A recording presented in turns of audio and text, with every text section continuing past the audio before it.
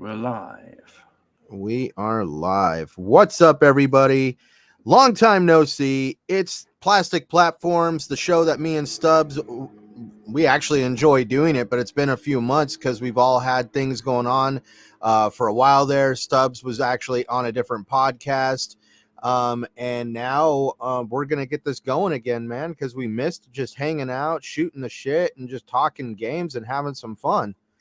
Yeah, no, definitely. It's been a while. I'm just looking at the Spotify feed, and last time we did one was the 12th of September last year. So that's Yeah, a long time ago. Too long, too long.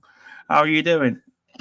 I'm doing pretty good, man. I know me and you got some topics tonight, kind of like things we've been throwing off of each other, but I've been doing pretty good. I've been playing like Dead Space, uh, played the crap out of freaking Marvel Midnight Suns through like pretty much December to about a few weeks ago. Then I switched to Nice. Dead Space, and obviously I play way too much damn Elder Scrolls Online. Um, Oh, well, that will come up later. That will. That's a good. That's a good talk. That's a good thing to mention for later. No, for Nah, real. Because I mean, I'm very. I've been playing the game since 2016, and that's why I mean, like recently, somebody was all like, "Oh yeah, that game should have been not part of the direct, and it should have just been a press release." What? Yeah, that's like yeah. We'll get into that later. But what have you been playing?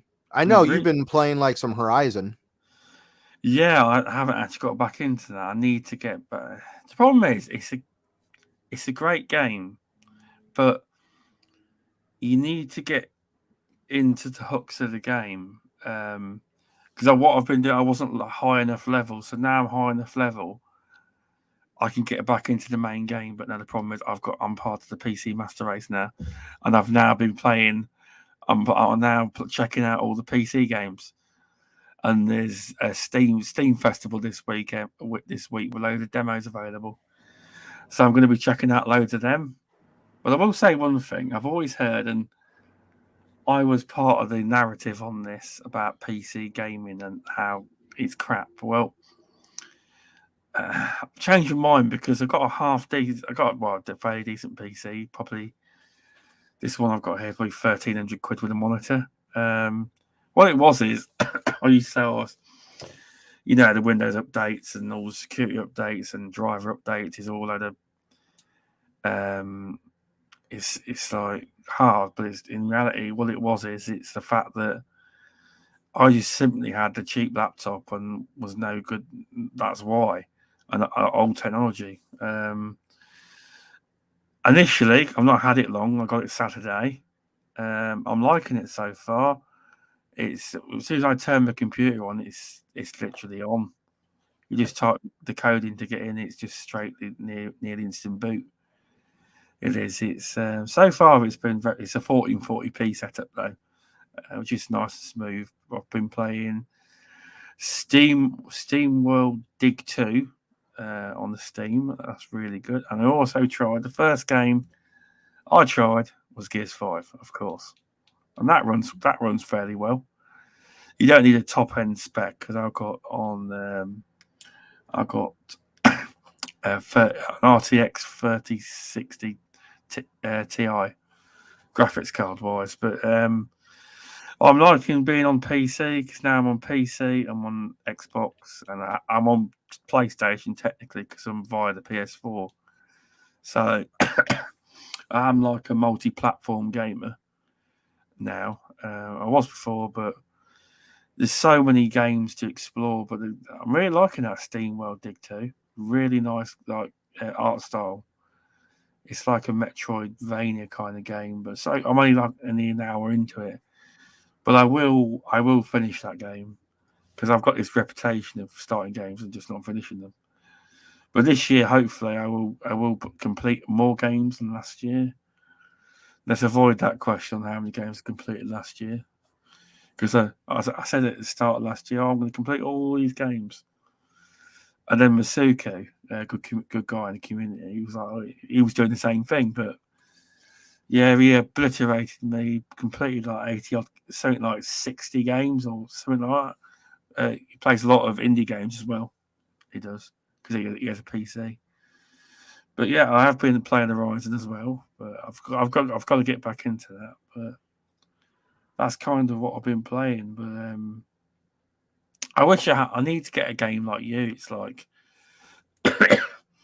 I play Destiny 2 on and off, but you've got like a mainstay with Elder Scrolls Online. But you probably say, "Oh well."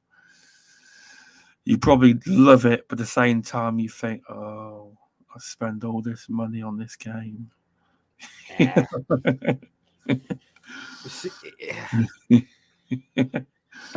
Yeah, I know. I spend all that money on Elder Scrolls Online. I spend spend a lot of money on just buying games and building up my library.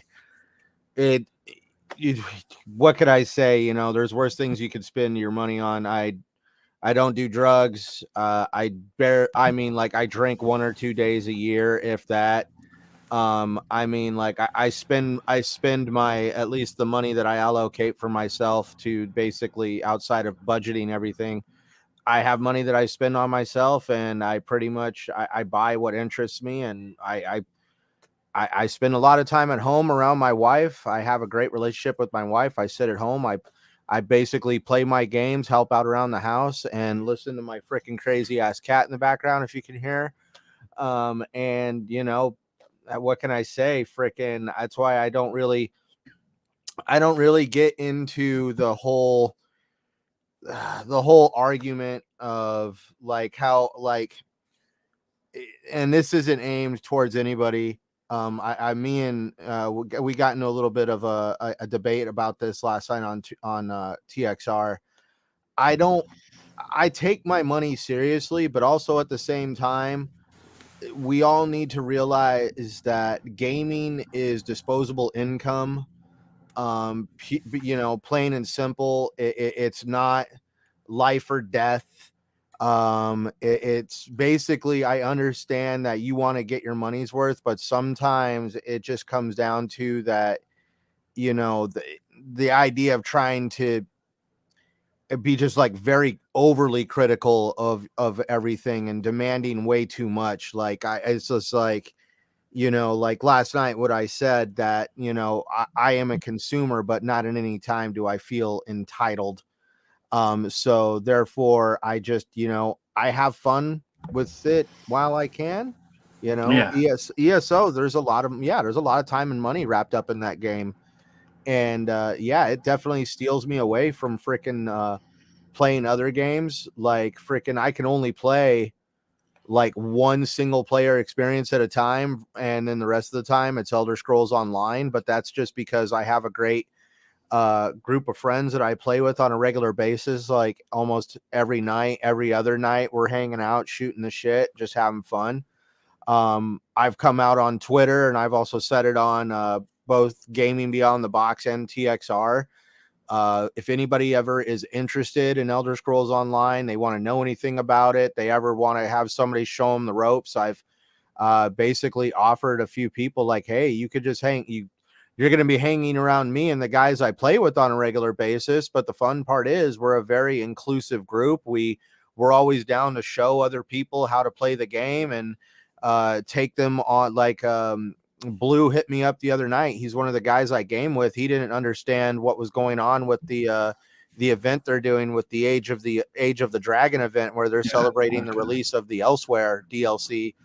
And I was like, all right, well, let's saddle up. We're going to go fight dragons. And like, I ended up taking him on like an hour and a half freaking ordeal, just running all over the land of Elsewhere. And by the end of it all, we're fighting 2 dragons. And like, I still remember his reaction when he saw that dragon fly overhead and the sky turns red and you see all like the planets and the stars all of a sudden appear because it clears the sky, and freaking it just starts shooting lightning and fireballs down from the freaking heavens. And he's just like, whoa, this is freaking intense. So I was like, yep, welcome to dragon fighting. Yeah, no. It sounds like you're slightly more hardcore than Blue, obviously. Well, Blue just started playing it last year. That's what we thought he wanted. I have a really good friend of mine, Gingerbeard. Anybody who ever goes on and sees me online and sees me grouped up with people, you'll probably more than likely see him around most of the time. He's pretty much like a brother of mine here in Phoenix. And me and him, he started playing ESO in 2015. I started in 2016. It took him a year to get me to finally buy the game because I was like, it's not Skyrim. It's not Skyrim. I'm not going to like it. And here I am, freaking years later, hundreds of dollars later, played. I mean, I'm almost through the final set of expansions because I'm getting ready for the dungeon drop in April and then the actual expansion in June. And I mean, me and him have been playing pretty steady through that game. But the funny part is with him is he can't stop building characters. He loves the idea of building a character for a certain role or a certain skill set in the game. I have been playing the same character since day one, and it's a level 903. Wow. And basically, I mean, like, I hold my own very well. I've built a very well-rounded character that where I can play solo or I can play with a group. And you know how you're supposed to have a healer around, especially in certain dungeon situations. My character can even double up as being able to heal people around them, because that's where it's like you got to make a well-rounded character in that game. I've never been able to do role-specific characters where like, oh, I'm going to do a healer or a tank. It's just been me crafting a character based on my play style. Yeah, no, that's. I mean, yeah, level 900. Wow. It shows dedication to the game, doesn't it? Right now, like, dude, there's still guys that dwarf me in that game. Like I run into level 1400s and 1500s. Those are guys though that have put a lot of time in the PvP and everything about that game.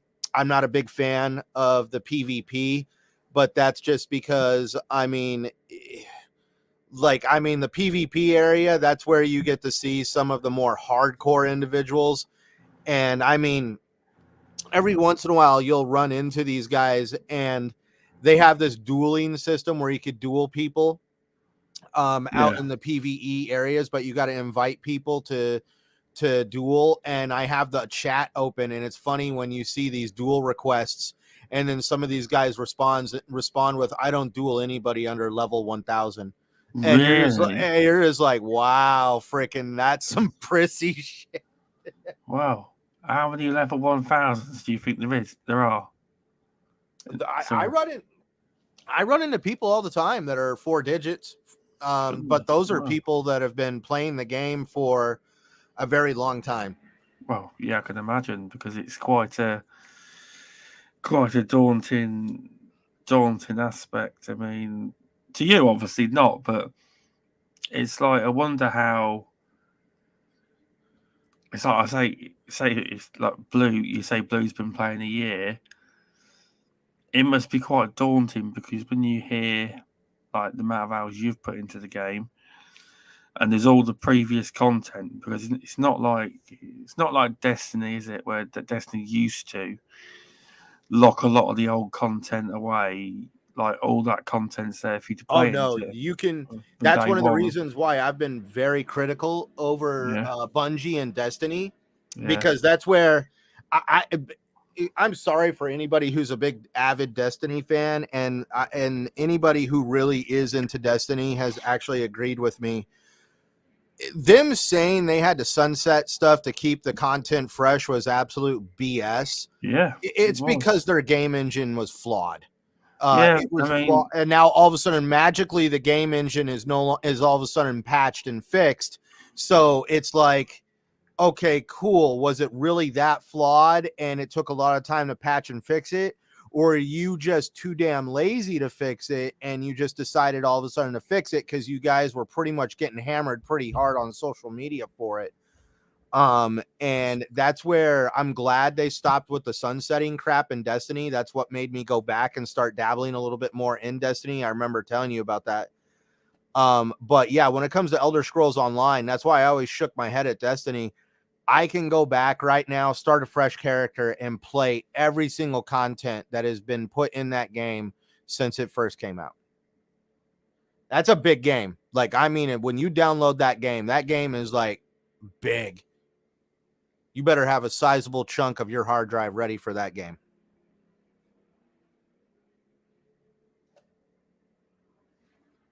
You there? Am I by myself? Uh-oh.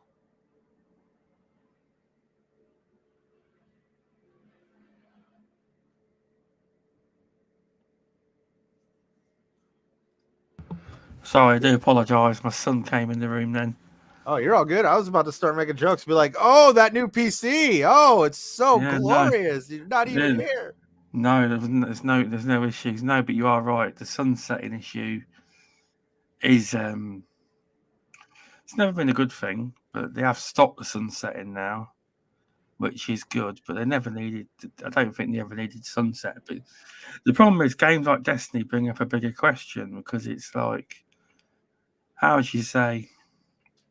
To say with all these live service games, a load of them being cancelled that I'd never heard of ever before recently.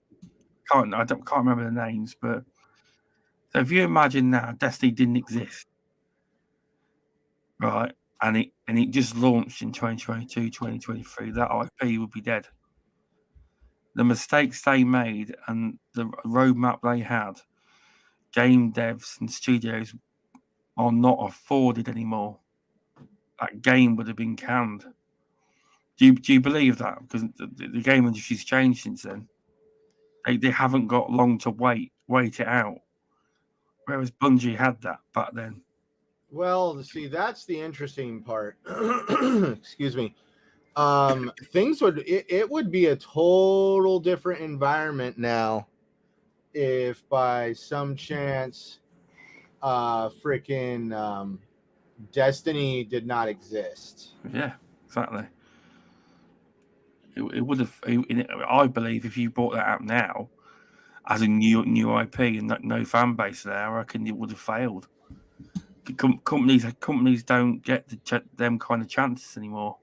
Well, let's also be honest, man. Like for starters, Destiny came around when like literally games as a service were just being talked about. I mean, when all these developers and publishers were trying to push this farce idea that games as a service is the future of gaming. Everything's going to be games as a service. Everything. We even had guys over at EA come out and say single player games are pretty much dead because people aren't interested in single player experiences anymore. And we all saw how that worked out for EA in the end. And now fast forward to 2023 and they have refurbished, remaked Dead Space, which is a single player experience. Exactly. And that's where it's like, whoa, they've taken a couple steps back from their position on that situation because they found out the hard way that you can't live on games as a service. And now the market is just so oversaturated that basically if they tried to come out and if Destiny didn't exist until now, I think that they would have a much bigger freaking problem on their hands because, yeah, for starters, the gaming community probably wouldn't be as forgiving because Destiny has kind of crafted itself as being one of the first as a games as a service that actually was able to pull through. Now, that's where with the first Destiny game, let's be honest, when Destiny first came out, a lot of people loved it. And then the lack of content and the lack of developer support and all that stuff really showed through. Yeah, because I back when Destiny 1, I was on PS4 and I loved it. I loved it. And then, sadly, what happened was a lot of the content, as you say, dried up. Then they tried to chuck everything back the paywall, but a lot of that was, to be fair, right. It's debatable to blame Activision because a lot of it, when you look at Bungie when they're by themselves, Bungie act like that when they're not owned by anybody. So, you know what I mean? They're not as innocent as people make them out to be. Oh, Bungie, yeah. See, that's where everybody wants to blame Activision for some stuff. Well, let's just put it this way: Bungie was the company that, like, everybody.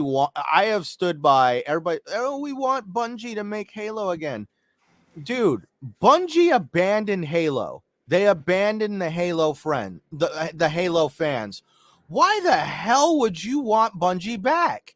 That's like freaking, like, no offense, that's like taking your girlfriend, your boyfriend, your significant other back after they freaking cheated on you.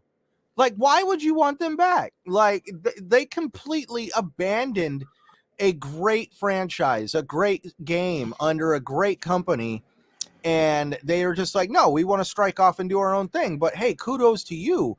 But if you're going to strike off and do your own damn thing, be able to stand on your own two damn feet. Don't go running to freaking Activision like, oh, we kind of spoke before we thought about it, and we kind of need some money building this game. Like, I wonder what would happen if they were just passionate about going to, like, what would have happened if by some chance Bungie still wanted to make Halo and they decided to go to Microsoft and said, hey, what would you think if we had like Bungie New York or wherever the hell Bungie was, like with Bungie California, and we start a second studio in Bungie Seattle, Washington. So we have Bungie California, Bungie Washington, and Bungie California continues working on Halo, and Bungie Washington goes and makes this new IP that we think would be really great.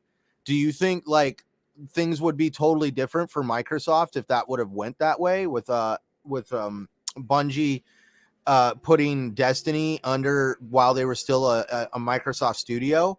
Did they even try to basically? Did they even try to? Or did they just really want to go off and do their own thing and realize that they didn't have the money? See, no one knows, because when I you know, try for a good book. When you try and look up anything to do with how did Bungie leave Microsoft because they own them, it's very murky. You can't find much on it. And from what I gather, they let them leave, but Microsoft had to own they gave them Halo. Now I might be wrong; they might have already owned Halo, Microsoft, but I think they gave them shares. But when you look at how they left, there's, you know how normally there's a lot on it. There's literally hardly anything on it, and a lot of them are theories. It's all hidden. I don't know how they managed to leave when they were they were owned by Microsoft. I don't know how they left, but that, to be fair, I mean, you are right. I mean, that if they opened a second studio and opened Halo and worked on Destiny, it could have been a completely different ball game. I mean, that could have been right now Destiny exclusive IP Microsoft. It could have been a big thing. Now, because Destiny was created, they obviously were able to buy themselves out from under Activision. But I mean, like, if it wasn't for Destiny, Bungie right now would not be owned by PlayStation. See, that's different because Microsoft owned Bungie. Activision didn't own Bungie. Activision had a 10-year deal for Destiny, the IP, and they bought themselves out of there was a clause in the contract, obviously, and they bought themselves out early. They weren't actually owned by Activision. They were actually just a Destiny 2, basically the whole IP was in a 10-year deal with Activision. So they didn't, in that circumstance, they tried that, it didn't work. But now they're with PlayStation, and whatever you want to say about PlayStation, to be fair, in my opinion, them buying Bungie was genius, because you probably know what I'm about to say. They've got a great technology, they've got the tools, they've got the games as a service tools, they've got a cross-platform, whatever you call it, they've got everything. And with all the mistakes they've made over the years, and yes, they still make them, but if you're generally with Destiny, it's in the best place it's ever been. So they have, because I know PlayStation want to get into live service games. Why wouldn't you? Everyone's in it? But their bread and butter is single players, and as much as they want to get into games as a service, they are a single player. That's where it is. But buying, I know there's an independent. They're going to remain independent, and they've got this. There's murky, but they reckon they're going to remain independent. Technically, they are owned by PlayStation, but they've got this thing where they can do as they wish. But I think a lot of that is down to they're buying their talents. I think they want Bungie to teach their devs and head studios, and they want to teach and learn. I think that's not what's being said in that deal. I think that's the biggest part of the deal, because although 3.6 billion, a lot of that was retention to keep a lot of the staff on, apparently. But I still think that was a good price, because it's going to help PlayStation in the long run. Because like they say, 10 games as a service game, you can say it all day, but it's just like basically you got 10 ideas, and it's like mud.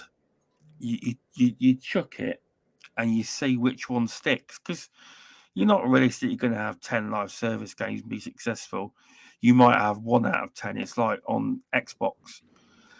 Halo, we may talk about later, but I don't have in-depth knowledge. I listen to people like Ainsley from Season Game, and a big Halo guy, and he's very well-rounded in his opinions. But with live service, the one game I would say that's the most successful on Xbox, and it's took them years to get there, is games. I don't know if I've got the terminology right. I would say Sea of Thieves is one of the best that they make. Because I think that falls into that category. I'm not entirely sure. Oh no, that's games as a service, and it took a long time to get there, but they've done it. But yeah, I don't know if you agree with our thoughts on PlayStation. My main thoughts. Oh no, I agree with your thoughts. It's a money maker, plus the knowledge and tech, etc. That's the biggest part of it. This is where I'm not trying to be mean, but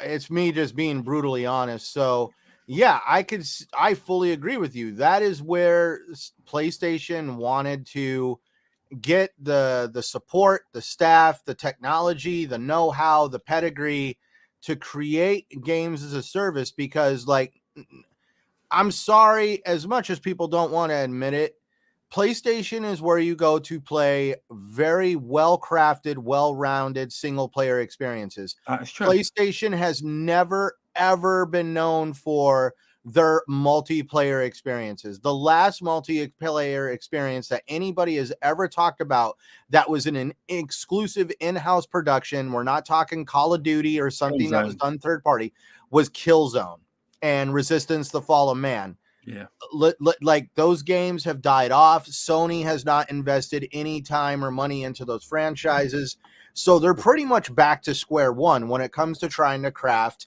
a games as a service or a multiplayer-esque game. Yeah. The only problem I'm seeing for Sony is it's kind of like a company coming out right now saying, "Hey, I'm making a battle royale."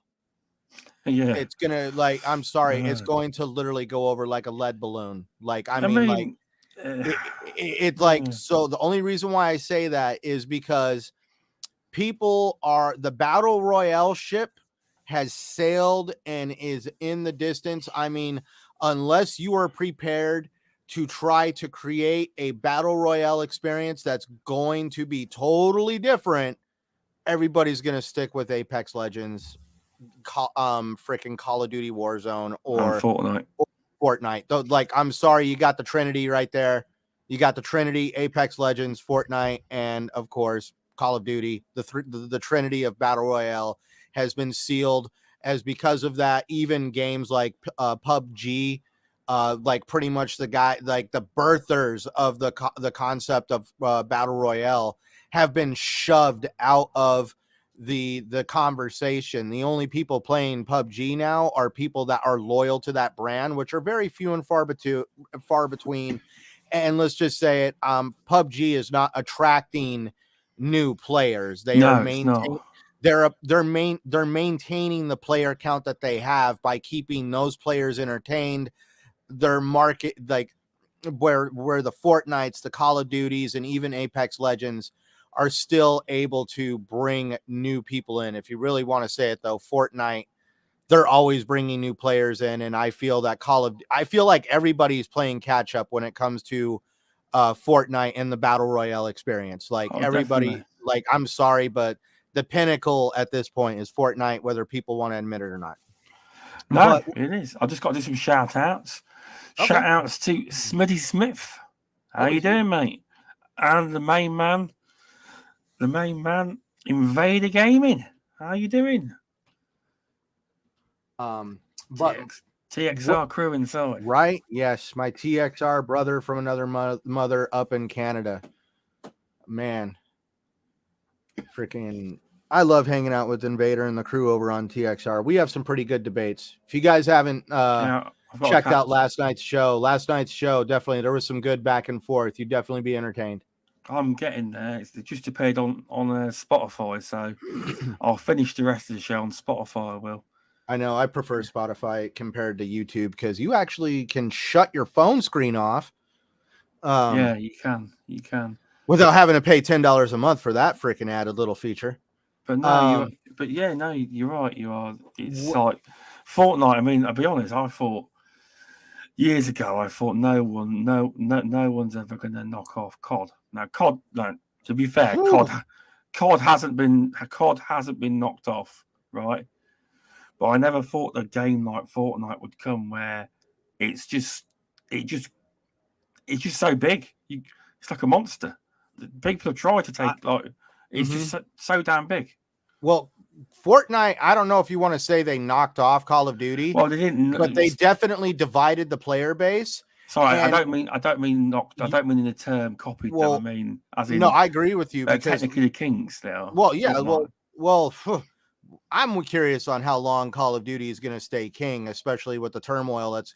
Regardless of I'm sorry, but I have my opinions. I really, and it's not because I feel Microsoft needs to buy Activision to compete with PlayStation.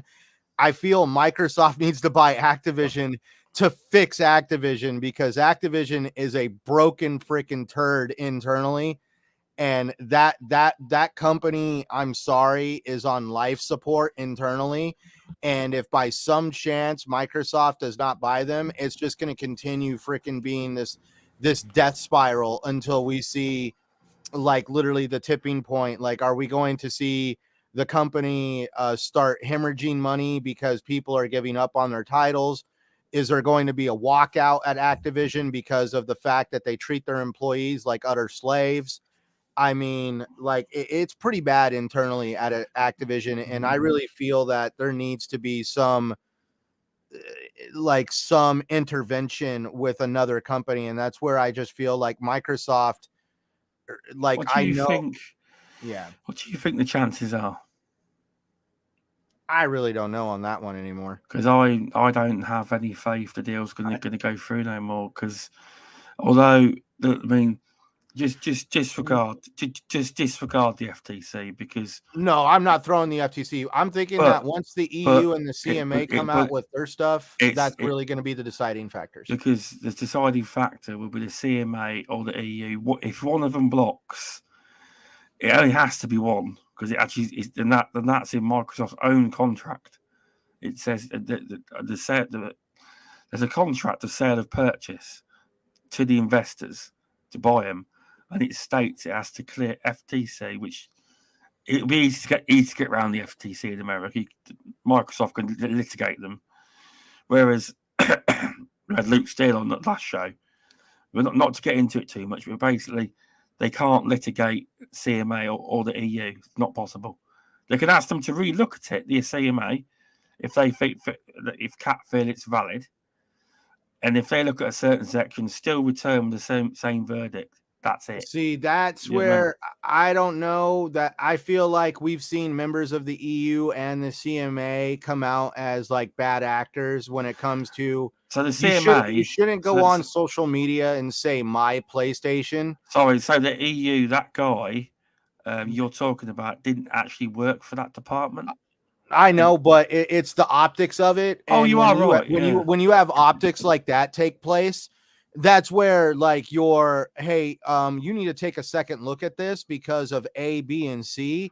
And that's where it's going to be like, no, you're right, because like you're going to have to prove that this was totally unbiased and all this other crap, especially when you see optics like that take place. Oh, I know what you Which is mean. I know what you mean. But I just don't have a high opinion that it will pass because I don't know. But I think when you think CMA and the EU bring their findings out, I think you'll find that they bring up a lot more than Call of Duty stuff that they announced before. You'll find out they were digging at other stuff far greater than COD, because COD won't satisfy these 10-year deals people talk about. They won't satisfy regulator, because a 10-year deal is meaningless to them, because regulators are supposed to look at the worst case scenario, like a doomsday project, to start with. So say they got a 10-year deal, the regulator would go, well, at the end of that 10-year deal, that deal's over. So the regulators fear, if it was exclusivity, I don't think they really care, but if it was exclusivity, then it would play on the regulators' fears, because they could do it anyway after 10 years. yeah, So but the only thing is like they disregard that. They will. But that's the only thing. It is their job to protect competition. Like I don't want to get into the whole thing, but it's a regulator's job to protect competition, not the competitor. Competition as a whole, not one freaking crybaby freaking dude that wants to go around and basically bullshit every freaking regulator out there. Hang on, stop. Right, just on the. I see a lot of people saying this with the Jim Ryan thing. It's not like he was flying over to EU headquarters and CMA whenever he felt like it. It was part of the. I know. It's part of the process. But as a competitor of any industry, you're not supposed to go, yeah, mate, just buy them, no problem. You're not supposed to do that. That's not how it works. No, you're not supposed to say that, but you're supposed to be. You're supposed to be honest and truthful. And to say that PlayStation can't hold its own without Call of Duty is an absolute crock of shit. Well, that's why they're stalling, because I'm sorry, but PlayStation right now, do you know they've been subpoenaed by Xbox, right? By Microsoft? No. So in any court of law, yeah, you as a defendant, Microsoft, are allowed to face your accuser, Sony, and Sony is accusing Microsoft that they would basically say, well, you're going to stifle competition. We wouldn't be able to survive without Call of Duty. You're going to affect this, blah, blah, and blah. And Microsoft was like, okay, fine. Here's a subpoena for you to submit all your evidence in court on how that's going to be. They're basically calling Sony's bluff. And they're basically like, if you feel this is going to hurt you, you now need to prove that in court. You wanted to go around all these regulators and boo-hoo. Well, guess what? In any court of law, I am allowed to face my accuser, and Microsoft is basically wanting to face their accuser. And so Sony has actually been stalling for the past few weeks. They keep filing extensions.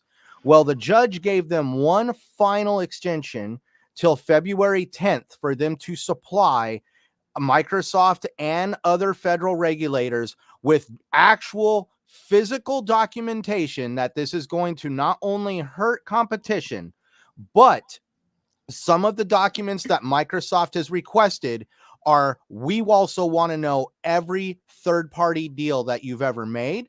We want to know all about the Square Enix freaking Final Fantasy exclusivity freaking deal.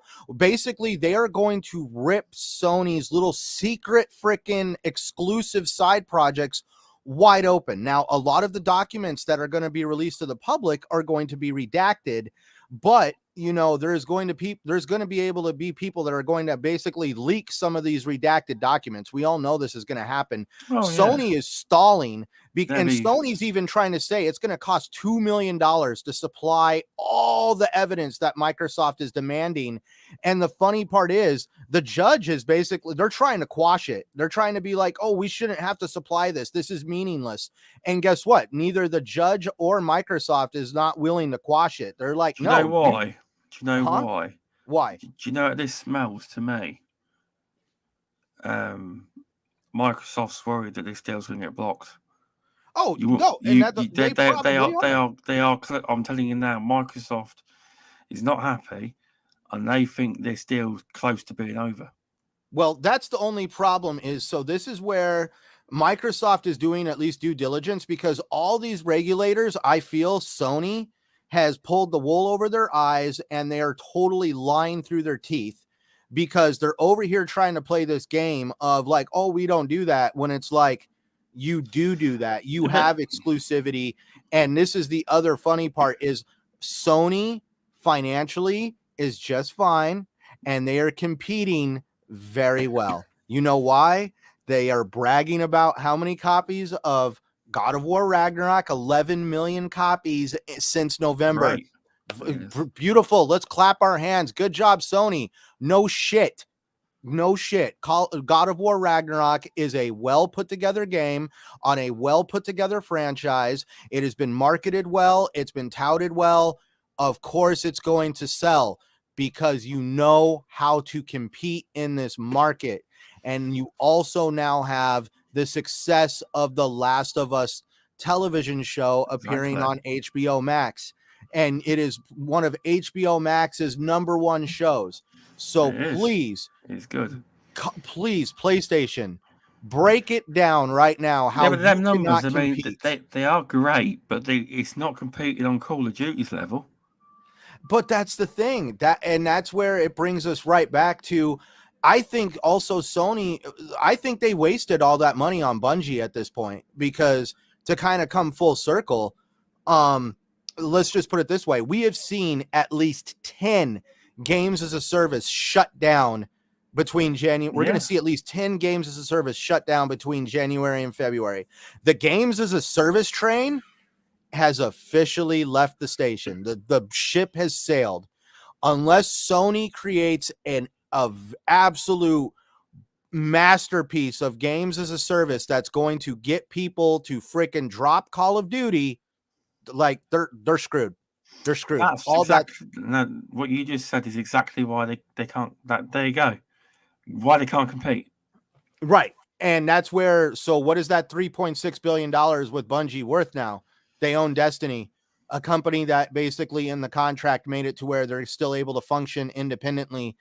And that's where it's going to come down to, but that's the other thing too, though, is Microsoft has plainly showed that they not only want that game to survive on PlayStation, but they're wanting to expand the player base with Nintendo Switch. Yeah, so, that's where, like, I don't care what anybody says. Everybody can get up in their feelings, but this isn't about pushing the Xbox brand. This is about cash cow. It's about making money. And guess what? Microsoft, if you from a $2 trillion company to potentially a $3. Right. And you know what the funny part is about that whole situation? So I think it's not about. Sorry, I think everyone's going, it's only because that's going to be multiplayer. I think the majority of the games are going to stay multiplayer, and just I do believe it. All the games they release are going to be all multiplayer. I think it's going to end up like Bethesda, and this is where the FTC reached for the stars and found a big old chunk of BS when they were like, oh, well, Microsoft told the EU and the CMA that they weren't going to make Bethesda games exclusive. They didn't. They never once said nothing about new IP. Yeah, and even the EU kind of even the EU called them out, and that's why like, if you get into the politics of it, that's why the FTC filed a block, because the FTC Chairman Khan, I'm So, sorry, yeah, but it's go only a on stalling tactic, Google though. and read up on Chairman Khan. That woman loves to throw everything at the wall and see what sticks when it comes to freaking trying You to. know what it is, though, don't you? It's a temporary block. They're hoping that the CMA or the EU block the deal. That's what they're hoping for. I have confidence that I really don't think the EU and the CMA are going to block. I think they're just going to have a lot of recourse or stipulations, whatever the hell you want to call it. I never once thought in my mind that like, oh yeah, they're just going to sign off on this deal free and clear. Microsoft is going to be able to do whatever the hell they want. No, this is a big company. I've never seen that happen with really any deal. That's true. But in the end, it would be best. I mean, if you think about how people are treated on the ethical route, on how the studios and all the people that work for them, in the end, it would really be in Microsoft. It really would be in the the developers and all the people who make the games at Activision Blizzard King. It would be best in Microsoft's arms. And that's where I'm hoping the EU and the CMA see through the corporate freaking financial BS of like, oh, anti-competitive this, like this is more than a financial situation. This is almost a humanitarian situation. Bobby Kotick is a very sadistic, psychotic person. Like, I mean, if you do any looking into stuff that he's been accused of, things that he has done, and the way he runs Activision, like literally. So if you guys don't realize, one of the big developers over at Blizzard with World of Warcraft just recently got fired because literally Bobby Kotick and Activision have this policy in place that it doesn't matter if your team is running badass 100%, everybody there is doing their job great. You are required to find something wrong with at least one person on your team. And when I mean I mean you got to basically spotlight them as the, oh yeah, that's the crappy worker of the team, that guy right there. And that guy basically the one of the lead guys over at World of Warcraft came out and was like, I can't do this. I'm not going to participate in it. And basically, until you change this, I guess I'm going to basically I'm going to step away from my job. And they basically forced him to resign. Or basically they let him go. But yeah, I mean, like literally the company is that screwed up where like they have a policy in place that like, oh no, you got to find something wrong with at least they even put a number on it. They said you got to find something wrong with a certain percentage of employees. In other words, you have to prove like no matter how good somebody does their job, you still have to find employees that are basically bad apples. And I mean, like that, it's kind of disconcerting when you do that. Yeah, it's not good. But hopefully we'll find out in a couple of months. We will. No, I know. It's like, I know this whole freaking, that's where I say everybody's filled up on alphabet soup when it comes to this whole freaking situation. But I mean, I want the deal to go through, but not for the idea of, oh yeah, Microsoft, oh, they're swinging with a big bat now. Oh, hell no. It's more about trying to stabilize one of the biggest game publishers and developers in gaming right now and stabilizing them internally before like it really hits the fan. Because I'm going to tell you right now, what the hell happens if by some chance the next Call of Duty game turns into like Battlefield 2042? Yeah, I know, exactly. Who knows? I don't actually play Call of Duty anyway, but if it came to Game Pass, yeah, I'll play it. That's funny. But yeah, enough about that. What do you want to talk about? I know we've gone on about that. Yeah, my fault really. I kind of I know the minute you bring up anything with like the whole like, to be fair, Microsoft, it's kind of the way we roll. We thing, don't do it in like topics. We kind of just conversation. Now, there's a rumors come out that I don't believe them, but so there's rumors from insider Jeff Grubb was speaking on Giant Bomb. Basically, he was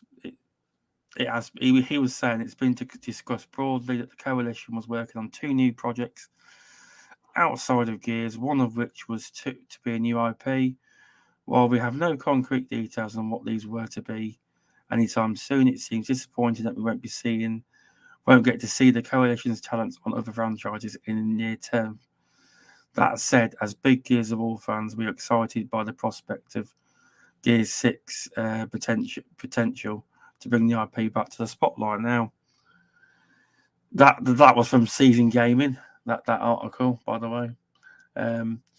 But with Gears, to suggest, hello, she's no elite. Welcome, mate. I haven't seen you in a long time, but I haven't podcasted a lot, to be fair.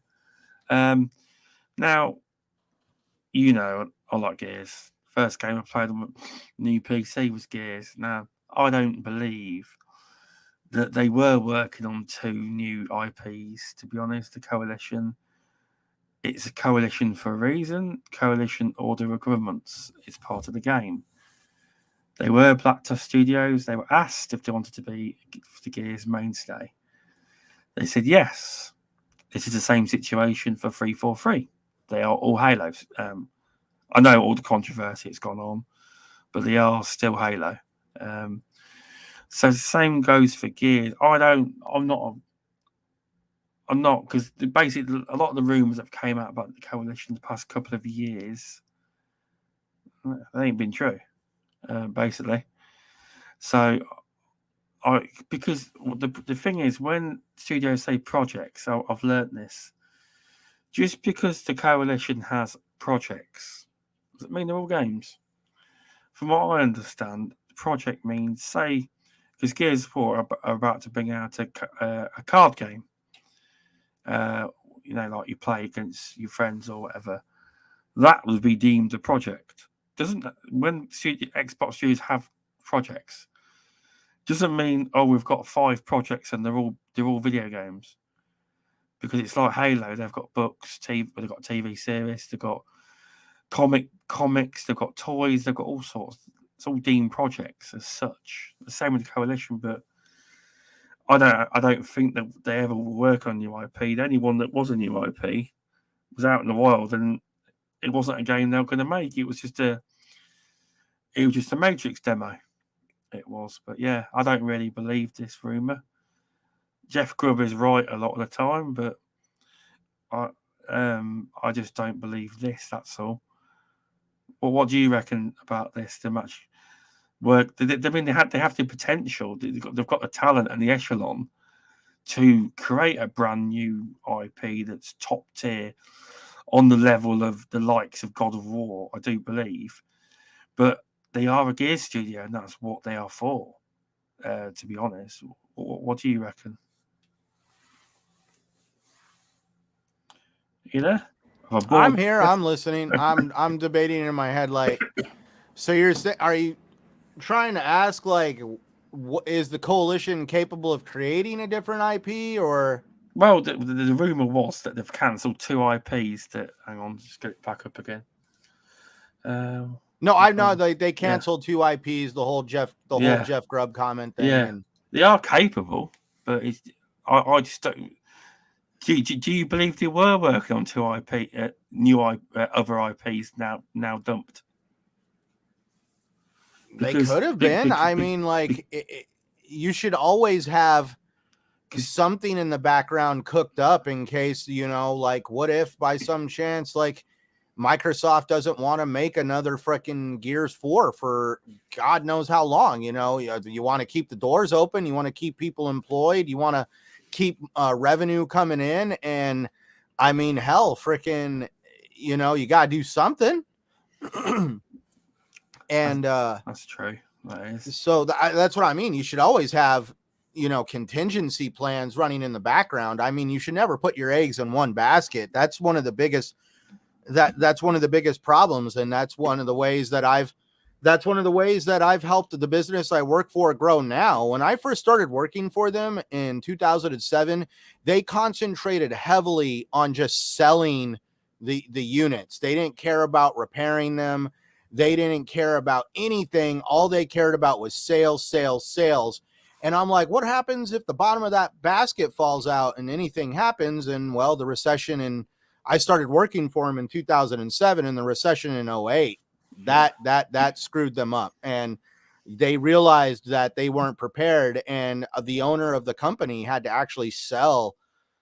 He had to sell his RV. He had to sell some of his off-roading equipment. He sold a good portion of his own personal belongings to keep that business open, which is one of the reasons why I've worked for him for so long. Because yeah, I mean, like, don't get me wrong, like the company I work for is, a great company, but they still have like, they've done good things for me, but also at the same times, I wish there's other stuff that has been improved. But we all, nobody really truly says my job takes perfect care of me. But that's where over the years I've helped him try to craft his business into being like a multi-pronged approach. And that's where we started the service department and customizations. And then we grew into the parts sector. And that's where now not only do we sell these units, but we work on them, we customize them, and we carry probably one of the selection of on-hand parts for this stuff. And I still have customers to this day that just are in awe when they walk in and they see how much we physically have on hand.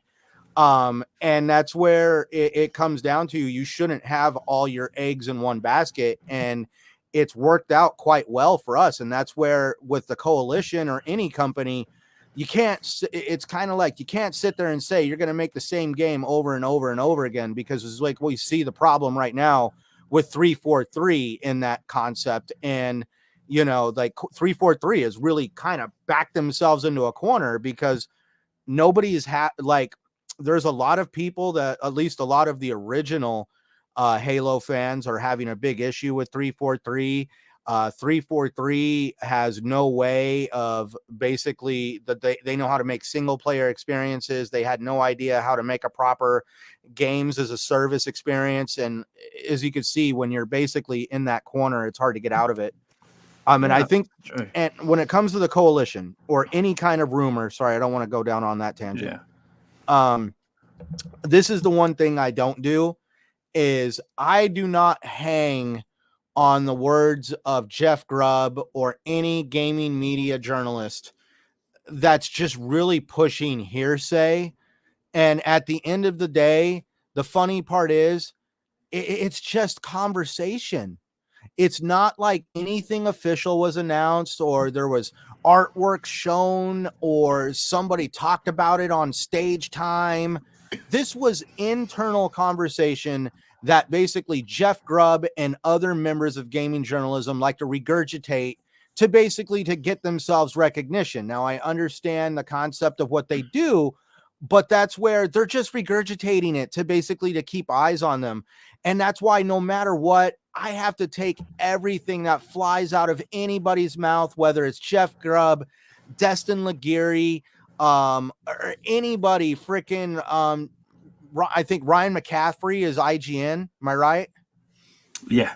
Yeah. Okay. So or Paul Tassi, any of these guys, or even Tay Kim, the freaking most controversial guy on freaking Twitter when it comes to gaming journalism. Anything these guys say, unless they've got and it's always like, well, who's your source? Oh, they prefer to remain anonymous. Dude, I could be sitting here saying my freaking cat told me that the coalition is working on 2 IPs and they're going to be doing all this crap with the Matrix and all this other stuff. Who's your source? Oh, they want to remain anonymous, when it's really my cat on the couch. I know these journalists are not asking their cat, but what I'm getting at is I never invest that much emotion into anything that flies out of these guys' mouth, because literally, like, at the end of the day, these guys, it is what it is. They got to do their job, and their job is to drive clicks and to keep people focused on them for the conversation. And that's all part of marketing and justifying your job. Like, you got to create value to your job. Otherwise, if you don't provide value, you kind of don't have a job. And that's where I'm never going to sit there. Like, I always get like when people are like, well, Xbox said they'd give us these games within 12 months. Yeah, well, guess what? There's that old saying, shit happens. I'm never. Yeah. But they got to get out there, because you know when they said within 12 months. Oh yeah. Do you know when you seen the graphic? Did you look in the bottom right hand corner? It said targeted 12 months. Oh, I know. And that's where I just have to laugh. I'm like, dude, I'm just, that's why I've basically told people, like, hey, when your boss asks you for, hey, how quickly until you can get this done? Oh, about 2-3 days. And now all of a sudden it's 5 days later and you still haven't got it done. How would you feel if your boss walked in there and be like, hey, you're a lying sack of crap. You told me 2 or 3 days. You didn't get it done when you said it would. You know, I'm going to berate you the whole damn time. You would want your boss to be a little forgiving, because you tried as hard as you can and it didn't freaking come to fruition. And you, like, I'm not going to say you're lazy or you suck. It just didn't happen. Because why? Exactly. Shit happens. And now, why is it that you can be like, well, that's how I'd want to be treated, but when it comes to my video games, it's a whole different standard? No, not at any time am I going to hold any human being to a standard that I can't hold myself to. And yeah, crap happens. It is what it is. Like, I look at my, like, it happens at my job. I promise things that sometimes I really try my damnedest to get them across the finish line. And there is some times where it's like, I gave it my all. I'm sorry. You know, it is what it is. It's a couple days late. And you know what? My job knows I tried as hard as I can, and they move on. They know that I'm not slacking off. And I'm never going to go and think a developer is just like, you know what? I don't feel like doing anything today. Screw the deadline. No, I don't think a developer shows up to work planning to build a trash game, a buggy game, or a late game. It just, things happen that are out of their control.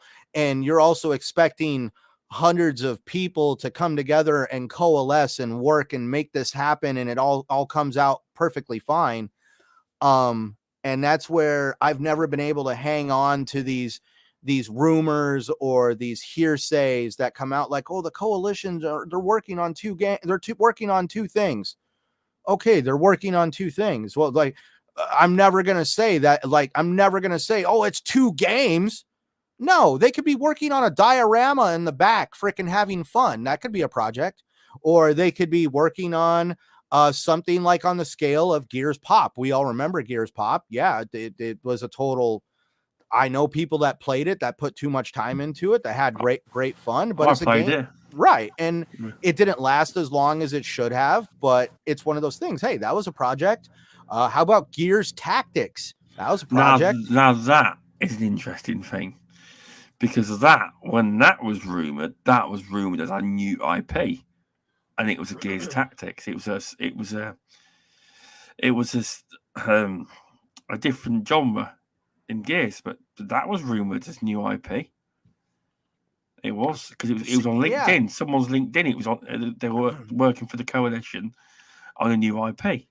And it literally was Gears Tactics. So the new IP can be a different game from within the same universe as well. We also know that the Coalition is the foremost experts under the Microsoft umbrella of studios on Unreal Engine 5. Yes.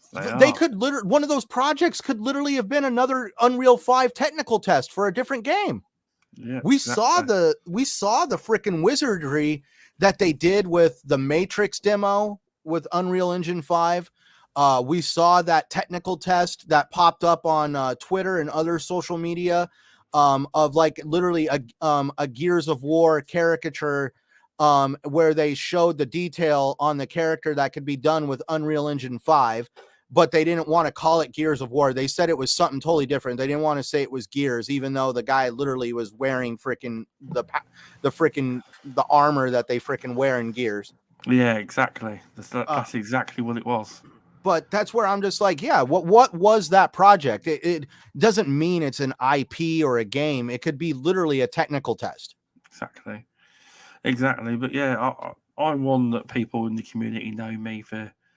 I don't play. I'm not like Crispy Bomb. He plays Gears all the time. I rarely play it these days, but as a campaign game, yeah, I love it. I played it multiplayer the odd time, but I'm still a big fan of it. But yeah, I don't believe they're working on different projects. I'm not.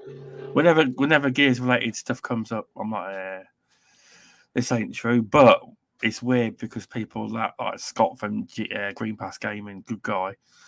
He says, "Oh, you're funny, Stubbs. You never believe rumors, but when a rumor comes out about a Gears collection coming out, you're like inclined to believe it." I was like, "Yeah, I'm just a bit skeptical, but I want to believe rumors like that. I want to believe something's coming because I do believe that the Xbox Showcase, if they do one this year, they usually do. I believe that you'll either get the Gears of War collection shown off, or you'll get Gears 6 shown off, a teaser, because sometimes they're quite sneaky. Like I can't remember. I think it was Gears 5. Yeah, it would have been Gears 5. They put something in a sizzle reel before they even unveiled Gears of War 5. And it was before they released the trailer and they announced it. And it was in the sizzle reel. And it was a bit of Gears that nobody knew what it was. And it was that, and they were sneaky. But I do believe that's when there's going to be a reveal or a teaser. And I think you're either looking at. Do you really think they're going to release a remaster of the Phoenix Collection? Like, do you really think that's even possible? Yeah. The problem is, it's like they need something because, like, eventually Gears 1, 2, and 3 servers are going to be, Gears 1 servers are non-existent because no one plays it. You know, the Ultimate Edition.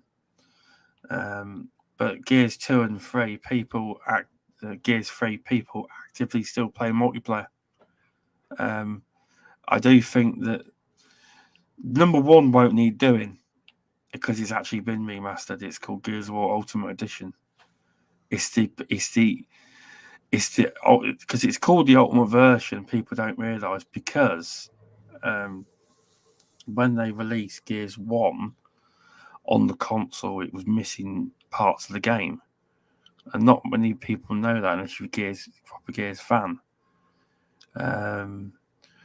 Like there was certain certain scenes in the game that wasn't on the console because the console wasn't powerful enough, but it was on the PC.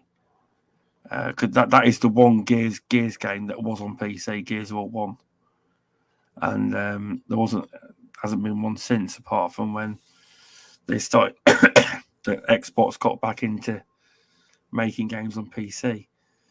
But that was why. But I want a collection to be true because I feel that if Halo's had it, why can't Gears? If Gears is supposed to be okay, if not remastered, maybe res, make it more beautiful or whatever, make it into 60 FPS, make a lot of it, upscale it a bit.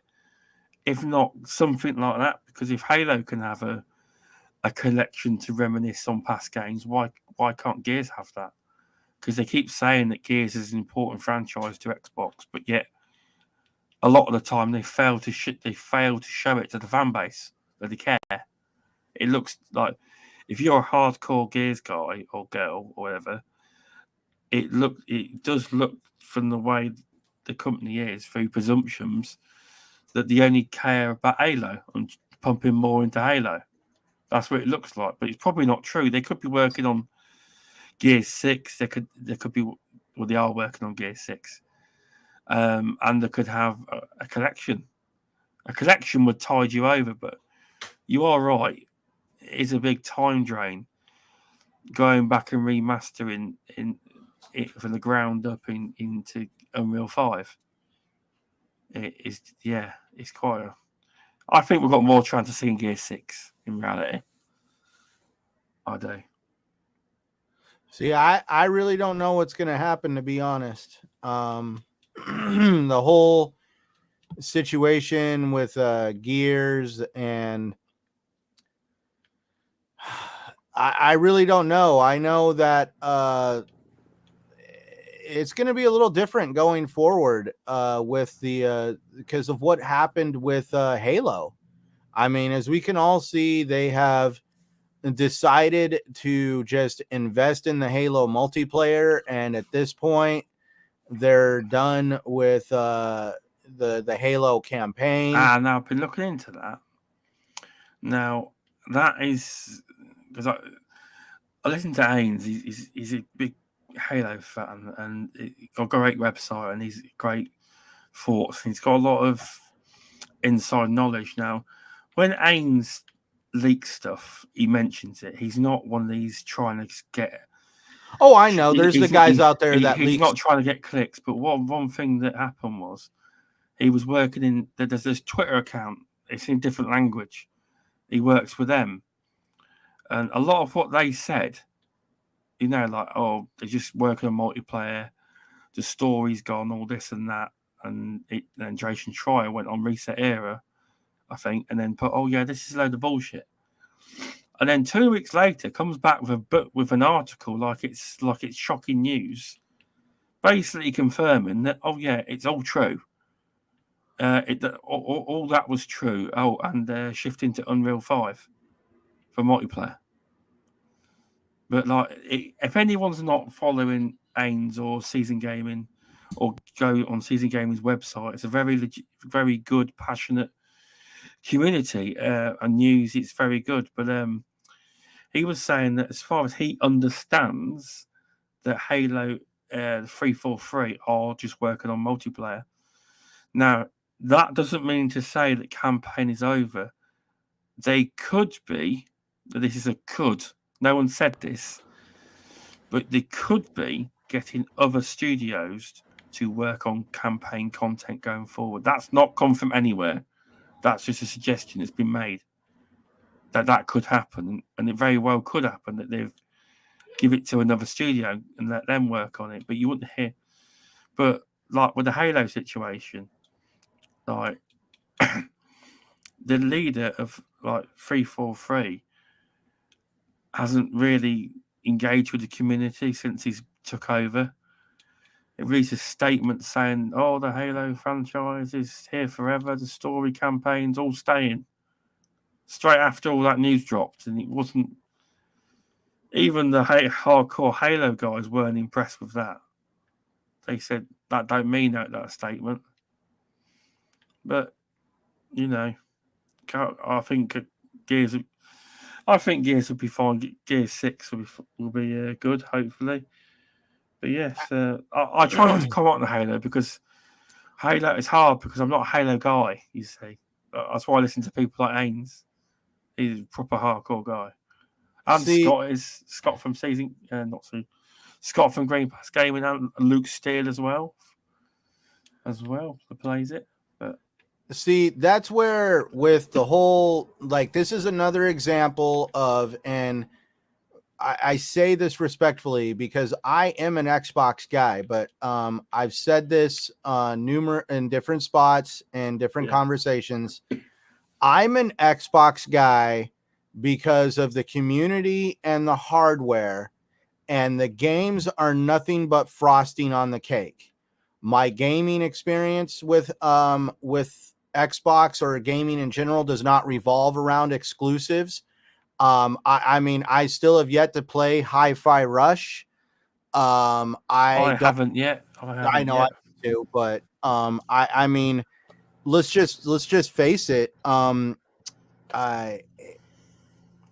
The game, like I said, games are the frosting on the cake, and I prefer the Xbox ecosystem because of I am not a PC kind of person. I don't want to play my games on PC. I have a more than capable PC sitting in front of me right now. Really? And you don't want to give Steam a game with all them good games on. Oh, I'm loving it. I am. I've been started. But the only thing is, that's why I have to say, the PC Master Race thing, it's a joke to me because literally I keep up on a certain show. I've showed you the Best Gaming Podcast with that's the name of it, the Best Gaming Podcast with ACJ. It's a bloody good show. I still listen. It's a good now. show. It's great. And like one of the guys on that show totally during a stream had it turned into an absolute crap show on what they were talking about it on where they were trying to stream a game and the game kept crashing. It wouldn't function right because there was a bad piece of code stuck in the motherboard, and dude had to like clear out his motherboard and do all this other crazy like stuff that basically the guy's a computer genius and he had to do all this stuff just to get the game to stabilize on his computer. And that's where, like, yeah, 120 frames a second, freaking 1440p, great freaking experience. But I'm telling you right now, I work anywhere from 9 to 12 hours a day sometimes. Even on like today is technically my day off, and I gotta basically go in and report that I did 2.5 hours today. Because I had to go down and I had to go get a contract notarized because we're dealing with a new finance company. And I had to actually sign a contract in front of a notary. And that's where it's just one of those things where, when I want to play games, I don't want to turn my damn game on and find out I got to freaking update my graphics card or that there's a Steam upgrade or all this other. Now it happens on Xbox. I know that happens. I will say on this point that, relatively speaking, my PC is fucking fast. Oh, and no, I've got... Obviously, you know about my new 500 megabyte connection. Now, I turned my PC on, and I had all the updates and everything done within about 15 minutes. That's like from a Windows 10 new install. Well, no, I get I've got like an RTX. I think it's like what they call it, RTX 580. I'm running on a Ryzen 2700. Freaking. But in general, it's not as. I thought it was a ball ache, but obviously I've got a brand new PC. It's going to be quick. But well, it's going to be quick when you first get them out of the box. Like I remember when I first got this PC, you turn that button on, it's like at the screen, like I'm ready. Fast forward 2 years and now it's like, hold on a second. It went from needing 10 seconds to boot to like 30, 45 seconds. It's still under a minute. Come on. Like I've got a computer at work that is literally a freaking absolute freaking a potato, and you turn that thing on and you probably got the next 5 minutes wrapped up in getting that thing past the type in your PIN number screen. So yeah, I don't work on computers all day, you see, so it's completely different for me. Yeah, I'm running off of an SSD. I don't got NVMe or anything like that. Don't get me wrong. I want to crack this thing open and put an NVMe drive in it, but I've already come to the decision that before I start doing anything to this PC, I want to swap all the components out onto a different motherboard, because I want to get a better motherboard going so I could start having basically an actual like integrated capture card versus an external capture card. I got one of the best capture cards I could that was external, but there's better ones that are basically literally anchored to the board, and I don't have a PCI 4 slot on my motherboard to expand it.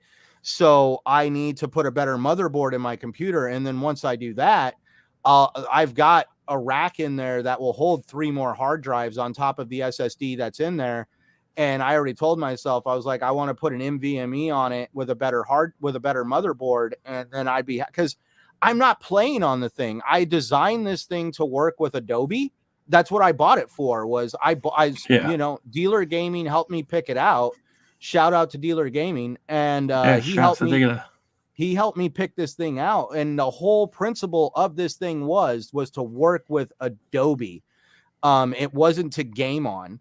And that's where I know guys that have some really badass PCs like Wilmy Hood in them. He has an amazing PC. Same with Dealer. He has an awesome PC. But neither one of these guys will call PC their home. They prefer console-based gameplay because, that's me. I want to play on my freaking Samsung QLED of 60 inches on my couch. I don't want to be sitting in my chair. I mean, it's just one of those things. That's where I prefer to play. But where I was going with this conversation, it is like, what I was saying is the reason why I don't want to mean disrespect towards Xbox fans, and the reason why I prefer Xbox is because of reasons other than games. Because when you revolve your life around the games, you're going to get yourself into a world of upset, because there's always going to be delays. There's always going to be features missing. There's always going to be something that's going to basically come off as a disappointment. So if your life revolves around exclusives, I'm sorry, but damn, I mean, like, you are missing out on some great experiences. Like, I mean, I'm going to tell you right now, I thought Marvel Midnight Suns was not going to be the game for me. I didn't buy it, and lo and behold, for Christmas, my mother-in-law got it for me for Christmas, and I put that game in, and I could not put it down. Boy, was I wrong. Did your mother-in-law into games, or did she ask your wife what you might like, or does she just know what you like? Or did she? I'll be upfront. Did she ask you? I felt like a child. She drove me to GameStop, and she's like, pick a game out, and I'm like, what the hell? Why not? Let's just freaking throw down on Marvel Midnight Suns. What the hell? Why not? And she bought me the full package, like the freaking like $100 version of the game. Shout out to my mother-in-law. Well, it sounds like you picked the right game. I'm happy with that, but that's where, I mean, like, it was one of those things. Like, I was reluctant to spend my own money on it, and boy, was I wrong. I was very wrong. Don't judge a game by its like, I mean, just because it's a game mechanic that you don't understand, or it's a gameplay that you might not like. I mean, that's my whole thing with Elder Scrolls Online. Don't knock it till you try it. If you tried it and it wasn't your cup of soup or a cup of tea, hey, cool. At least you tried it. You figured out you didn't like it. Move on. You don't need to tear a game down, though, because like, oh my, I didn't enjoy that game, so it's an absolute dumpster fire. No, you didn't. That's wrong, because there's going to be people that do enjoy it. Just because you didn't enjoy it does not mean it's a dumpster fire. A dumpster fire means that, you know, everybody who plays the game is having bugs, issues, glitching. Just basically, it's turned into an absolute, you know, freaking, you know, shit show. Like, I mean, that's where it's kind of like a good example. Forspoken, that game, I have heard a lot of negativity about Forspoken, but when that game goes on sale, I'm going to check it out. Why? Because why? I haven't tried it, and B, it does appeal to me. I want to see the freaking dragons and the unusualness. I mean, like, dude, I mean, I'm a sci-fi fan, man. I've seen some pretty freaking B-rated movies, and I've enjoyed the hell out of some of them. Well, I've heard good things about Forspoken. You know, just because a game isn't, you know, 90, or it doesn't mean it's bad.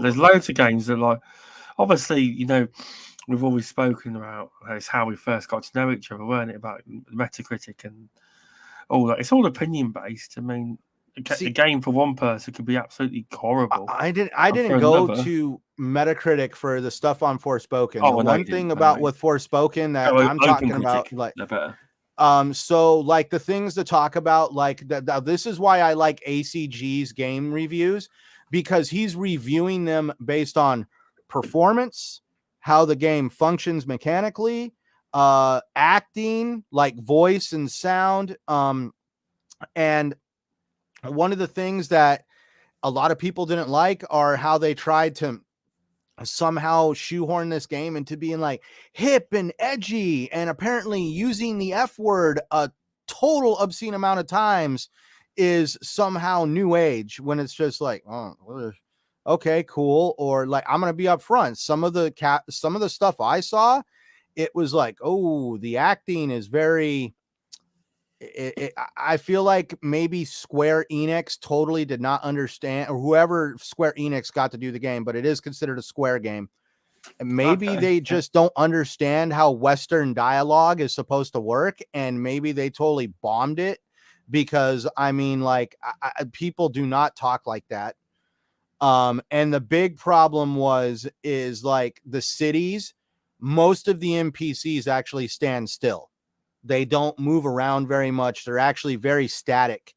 and there wasn't really it wasn't like Horizon Zero Dawn or Horizon Forbidden West, where you go to the cities and people are moving around and there's life going on and all sorts of stuff to like take in. It was just very scaled back and scaled down and very rudimentary. Like, I mean, and then you could definitely see that there were some optimization issues. And that's where I feel when it comes to Forspoken, there's probably going to be some patching and some things are going to be addressed. And that's where I feel the game is probably going to be a much better experience, at least for me, if I wait. And yeah, no, that's a fair comment. That is.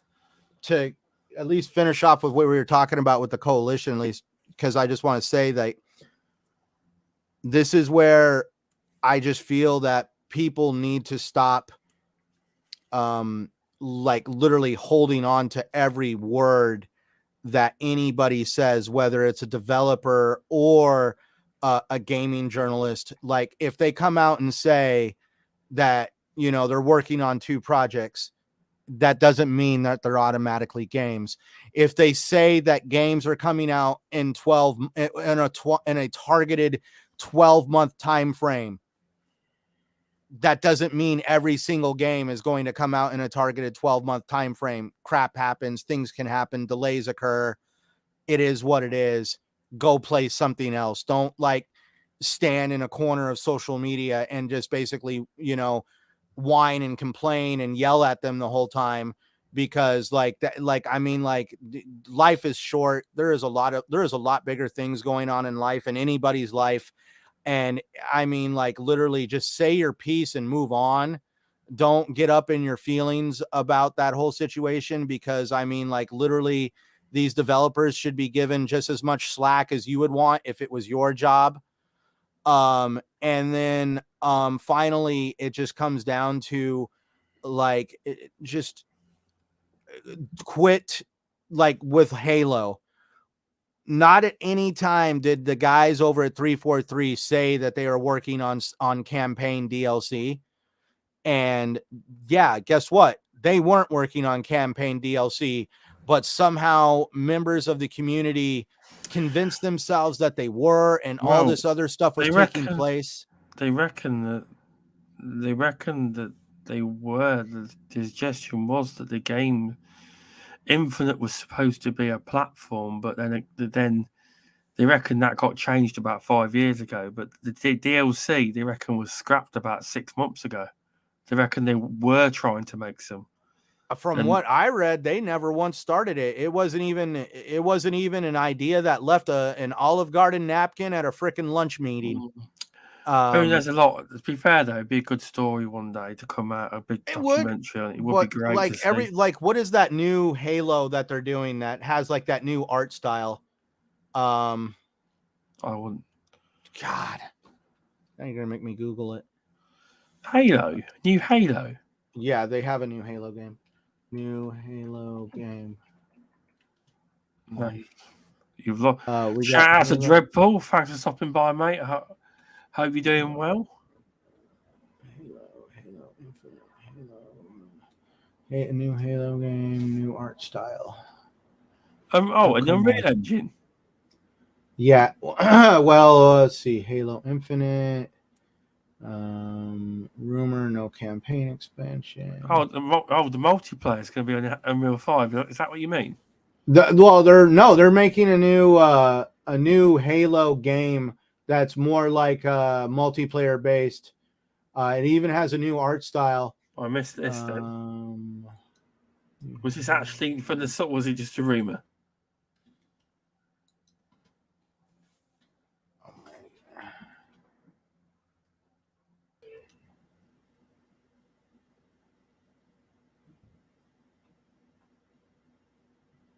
Oh my God. Dude. Oh, come on. There has been some crap leaked online about it. I missed it, clearly. If you're listening on Spotify, drop us a 5-star review. Listen on Apple Podcasts, please drop us a 5-star review. Wherever you're listening, please drop us a 5-star review. Good Pods is a great app. Please drop us a 5-star review. We will be back this won't take another 7 months to get another episode. I can assure you of that. Definitely not. It was far too long. It was. Definitely not. Oh my gosh. You guys are gonna freaking. I am not crazy. I know this.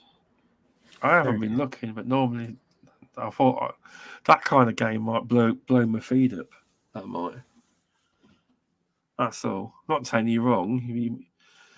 You're on more podcasts than I am, and you with loads of people that are in the know. You are. Oh wait, no. Yeah. No, that wasn't it. Dude, now I probably freaking sound like I'm probably freaking crazy. Well, I just type Halo new game, and all what's come up is Halo Infinite. I don't know.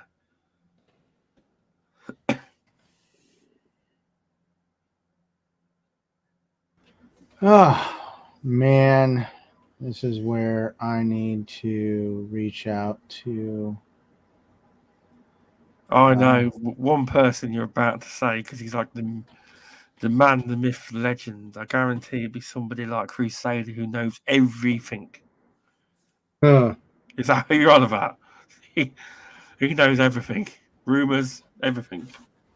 You know what? You're right. Where is his freaking icon? No, yeah. That is not what I wanted. E3. You reckon E3 then? No Xbox finally pulled out. Yeah, well, technically they've never really been there. I mean, they were across the street. Yeah, but they always paid to be part of it, didn't they? No, they're not. Well, to be fair, it's kind of E3's fault. They've waited too long to come back, and they could obviously. I don't know what they're going to do because people are normally booking their flights, hotels, etc. for E3, and I don't think anyone's doing that. Even though E3's still on, they probably can survive, but without, you normally get a big like Xbox, Nintendo, PlayStation. Be gone a long time, but it does make sense not to go to E3 because they never had to pay E3 to be part of them. Like you could just do the conference across the road, and that's it. You don't have to pay them 6-figure salary, 6-figure fees. What I heard, the big fee got charged, and that's why Sony pulled out years ago. Like they've proved it now. With the digital direct, and even the Xbox showcase, it's all digital, online, digital. There we go. Yeah, I don't think. Obviously, E3 is a big thing for you guys in America, like because you can all meet up. You can. I know it's good for that and fan service, but I ain't that fussed that they're not going to be there. But I don't really know what E3 is going to be without the big ones because normally you have a lot of they're the big shows at E3, so we'll have to see what happens with E3. Whether it's all it may. I know it's an in-person event, but without them, will they continue? We'll have to see. We will. I'm very. I don't know what's going to happen. I was gonna try to make it to Halo. I was gonna try to make it to EA3 this year, but I'm still not sure if it's even gonna be worth it at this point. Because, I mean, I would want to go for the Xbox stage event that they do, but I mean, are they even gonna do FanFest this year, or is it gonna be like? Oh, I have heard people have applied to be at FanFest, so it must be happening because it doesn't have to be. FanFest can still happen. It doesn't have to be as part of E3 because I honestly think that the Xbox and PlayStation, Nintendo have gone with Jeff's Summer Game Fest because love him or hate him, Jeff Keighley Not that is a Game Awards show in October. Is one of the biggest. Is the biggest game show of the year. Regardless of what people think, we've always adverts stuck in and all that. He does the biggest show, and to this day, Xbox still made a bad mistake by not putting some of their games into his show in October. There was millions of eyes on that, millions of eyes on that show. There was, but they made the rest. But this year they've come out swinging with the Xbox developer, the Xbox Direct show. I thought that was great. I did. Nice surprise for Hi-Fi Rush, which I've still not tried yet, but it is downloaded. And some ESO content for you, so I'm sure you were happy. Oh, yeah, ESO freaking. If you guys haven't tried that game, that's why I feel like that is a game that I feel a lot of people have downplayed. I need to try it, really. Did you like Skyrim? Be honest. Well, when I tried it, yeah, but just did like it, but didn't pull me enough in to stay playing it. But then again, ESO is probably highly updated graphics, and it's like, well, it is actually. It's fucking. They've got good graphics, haven't they? But it's not all about graphics; it's about gameplay as well. I might tell you right now. I did like what I played, but I haven't been back to it since. But I might install ESO and test my connection, how fast I can download it in. Because I was looking the other day and I did click on it. I stopped the download just to test it, and it was something like a 100 gig, and it told me I could have it in an hour and a half. I was like, wow, damn, that's quick. Yeah, you go ahead and go ahead and try to download ESO and let me know how it's going to work out for you. Yeah, I will. I'll have a go, and we can talk about it on the next plastic platforms we can. But no, that's with so with ESO, did you say you never tried? Did you try Skyrim? I did. I didn't. I don't know why I didn't stay around longer, but I did. I did like it. I think I liked it. It's been a while since I tried it. That's the problem with Game Pass. You see, it's a good thing, and it's a bad thing because you've got that much bloody stuff you can try. It's almost you've got everything, and you're like, oh well, I'll try that, and that. I need to try and play games and stay focused on one game at a time. But then again, I've heard Skyrim's a real big game. So hey, okay, I'm starting to get some stuff. Hold on. Halo, where is it? You found it now, or have you rang the Crusader hotline? Right.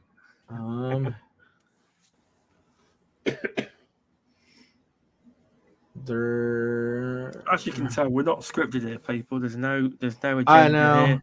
It's just on the fly. We roughly had some topics in the description. We won't hit all of them, but all of them have nearly been mentioned. I removed The Last of Us, actually. I did.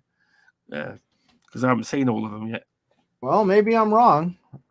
So were you asleep when you heard about this?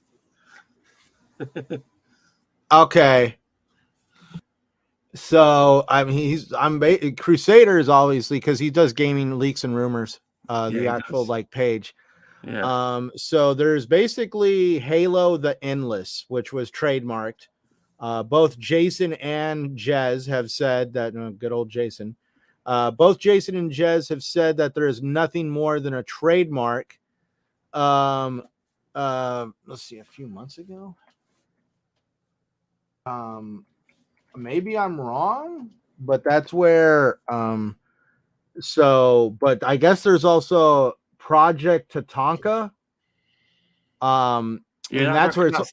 they reckon that's the BR game, and they reckon that's going to eventually become part of the live service game, all in one. Eventually, that's hang on.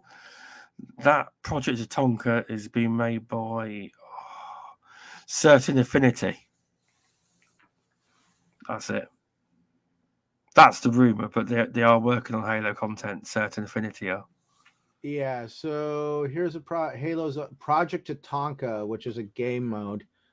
I don't know how that's gonna work. See, I'm kind of lost on that whole situation. Oh yeah, because it doesn't mean they're going to try and copy Fortnite, does it? It could be really, really cool. I want to say, yeah, the art style reminded me, because I remember seeing the photos and I was like, dude, that art style reminds me of Fortnite. But at any rate, there you go. If anybody's listening or anybody cares, you got Halo the Endless and Project Tatanka. So there's definitely something being cooked up. That's where, I mean, like, you can't act like everybody thought the Endless was going to be campaign DLC, but I think the Endless is going to be like their next iteration. But hey, you know what? They could probably pull a God of War where, hey, this was DLC, but we're going to make it a standalone game. It's not unheard of. We did it with Ragnarok, whether people want to admit it or not. Even Jason there was a third person mod released. Okay, well, even Colin Moriarty or whatever his name came out and said that God of War Ragnarok felt like DLC, and even, you know, it is what it is. Even the main PlayStation hype person came out and said that God of War Ragnarok felt like DLC because it was DLC. I know a couple of people that would disagree with that. I do. That's the only thing. Like, it started, it like, they can disagree. They can disagree all they want, but you could say Gears 4 to Gears 5 DLC. It really wasn't much different. Well, that's the other thing. But that's the other thing, though. But they didn't make Gears 5 with the intent of it being DLC. When originally Ragnarok was supposed to be DLC, just shorter in length, but they decided to make it a full-fledged game. Like, that's one of those things that you can't deny, that was the way it was. Even the main PlayStation guys have admitted that was why the development went so quickly on this game, because they already had assets. It was already being planned. It was made on the PS4 engine. That's why it was able to be put on the PS4. This was not designed to be a standalone. It was not originally, in its conceptual thought, meant to be a standalone game, and then it was turned into a standalone game. I'm not faulting them for that. Yeah. I'm just saying that it proves that you could have a concept for a Halo DLC expansion that gets turned into a full-fledged game, because it's not unheard of to do that. That's all I'm saying. I'm not faulting anybody for doing that. You know, maybe the game maybe it had way better legs and way better quality because it went from being DLC to a full-fledged game. So, you know, yeah, they got, like, the game done well, it's very successful. One thing that bugs me is, like, I got Horizon Forbidden West, and you've got a PS5. Have you? Sorry, you have. Yes. So you can enjoy the DLC when it comes out. I can't. I'm being locked out because I've got a PS4. Right. But then I don't get it, because, all right, that's pushing people onto the PS5. But if you made the entire game on the PS4, why can't we have the DLC? I don't get it. And that goes to my comment that I made last night on TXR. Yeah, that's what the developer and the publisher wanted to do, and there ain't nothing you can really do about it other than voice your frustration and just move on. Yeah, I know. But then again, if the DLC fails, not the term fail, but you'll find doesn't sell as much as it could have. And then you'll find, we're releasing it on the PS4. All of a sudden, it will come out of nowhere, and they will make it available. Unless they probably have made it for the PS4 and just purposely making it exclusive for the PS5 for a bit. Then they'll say, "Oh, yeah, we decided to release it on the PS4." No, I like PlayStation, but sometimes things like that, just, if you're going to release a game, give us the DLC too. It's only fair. It's not like giving. It's not like it's free. You got to pay for it. So, and yeah, here it is right here. So, chatting with Crusader right now. Tatanka is the only non-Infinite project confirmed to exist currently, and it was originally a battle royale for Infinite, but it seems to be growing into its own game now. Oh, nice. Nice. So that project, that's where I mean, like literally, and then that's yeah, okay. And by I mean reported on. At least that's what was reported on by what he has seen. But that's where, like, that's what I mean. Something as simple as a game mod can turn into a giant game. That's why it's not like bad juju that that God of War DLC conceptually grew into a bigger game. It just comes down to from where that idea came from. Kind of like PUBG. PUBG was actually a mod for a game, and then it grew into PUBG. So that's where these ideas come conceptually, from smaller ideas, and then they just grow and blossom into bigger projects. Kind of like with ESO, to get back to what you mentioned, you know, ESO, when it first came out, let's just say, like, that right there, that was a total. You want to talk about a dumpster fire when a game comes out? Go check out ESO when it first came out. Let's see, ESO launch date. Let's see. So originally ESO was launched April 4th of 2014. And so and then let's see. So originally it came out April 4th, 2014. And that was only on PC, and they went to this absolute crap show. Windows, Mac, okay, so no, that's not Windows, Mac, PS4. That's the whole. That's no. It was on PC first. I know the freaking lore behind the damn game. Raid is still here. Centurion's Crack ESO. So yeah, Centurion's Crack ESO. Yes. So that's where I'm getting confused. Yeah. There we go. Finally. Fandom. Now we're getting into the nitty gritty of it. So, okay, cool. Now we're seeing, that's where everybody's trying to say this game came out on freaking different stuff. So, the game originally came out April 4th, 2014 on PC, and it did not get ported over to console until June 9th, 2015. Okay. And that's where, like, so for starters, when the game first came out, it was bad. You needed to pay a subscription to play it. They were trying to be the next World of Warcraft. And I'm gonna borrow from Jim Ross over on wrestling. I believe he's on AEW right now. That went over like a fart in church. That's exactly how he said it. Like when stuff doesn't work out, because people were not wanting to pay a subscription to play an up and coming game. The reason why World of Warcraft could do it is because World of Warcraft established itself. This was a new freaking game. It wasn't going to work. And apparently there was a lot of bugs and glitches, and there was a lot of stuff that wasn't working with the game. And that's when they realized they had to go back to the drawing board, and they went back and they had a re-release on June 9th, 2015, where they basically released it on Xbox One and PS4. I didn't start playing it until about March of 2016, which was almost a year later. And now this is where it gets really interesting. And this is where I say we've watched this game grow. Like, this game, when it first came out, only generated about $1 to $1.4 million in revenue. Now it generates about $14 million in revenue per year, and it caters anywhere from 150 to 200,000 players per day worldwide. So it sounds like the studio pays for itself then.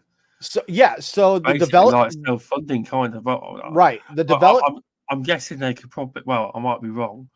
I'm guessing they could probably pay the wages and live off the content and just keep pouring the money back in. I might be wrong. I don't know how it operates. So yeah, here we go. I started playing March of 2016. And in October of 2016, so we're talking 6 months later, 7 months later, Yes. they launched the upgrade path, or they basically, so when the game first came out, it was separated into 3 different servers depending on the faction you played for. And you had the Aldmeri Dominion, the Daggerfall Alliance, and the Ebonheart Pact. And you couldn't, if you had friends that you wanted to play with and they were part of a different faction, it was really hard to group up. You had to, like, basically, if you wanted everybody to play together, you all had to be part of the same faction to basically play. And it was actually a real kind of crappy experience, if you want my opinion, for multiplayer anyways. And you can actually see reminiscence of it in the actual original story campaigns.